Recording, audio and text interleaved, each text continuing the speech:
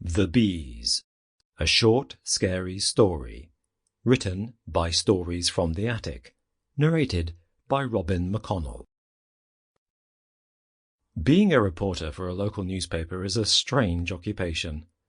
In essence, it's exactly the same as being a reporter for a major news organization. I mean, the actual processes are the same. You find a story, you interview those involved or closest to the story, and then you find a way to present the facts to the public in a factual and, if possible, entertaining way.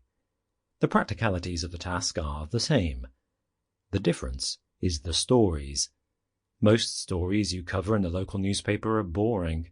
If they weren't, then they wouldn't be in the local newspaper in the first place. They'd be in the nationals. At a major newspaper, stories are like planets. They have satellites. Other smaller stories that circulate around the main thread. In the trade, we call this soft news, the finer detail stories that come with a big piece.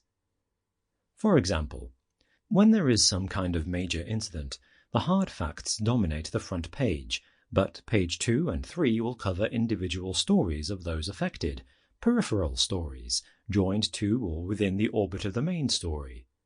What is the response of the government to this incident? What incidents like this have occurred in the past? What do celebrities think about this incident, and what do the public think of what they think, and so on? As the days wear on, the soft news pieces become more and more tenuous, only linked by the thinnest thread of relevance, until finally the story has run its course, and the process begins again. In a local paper, however, everything is an irrelevance. The main stories don't have satellites, because they themselves would not even qualify as a peripheral story on a national level. Most stories in local newspapers are exercises in weaving narratives from scraps in an attempt to elevate the mundane and the banal into something almost worth reading.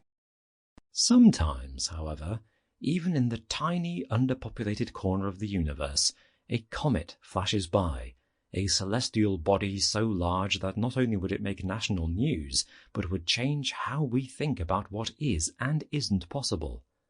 Then the story becomes too big for even the national papers, because they live in fear of printing anything that might turn out to be misleading or a hoax.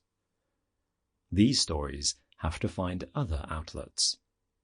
This story, Arthur's story, is one of those.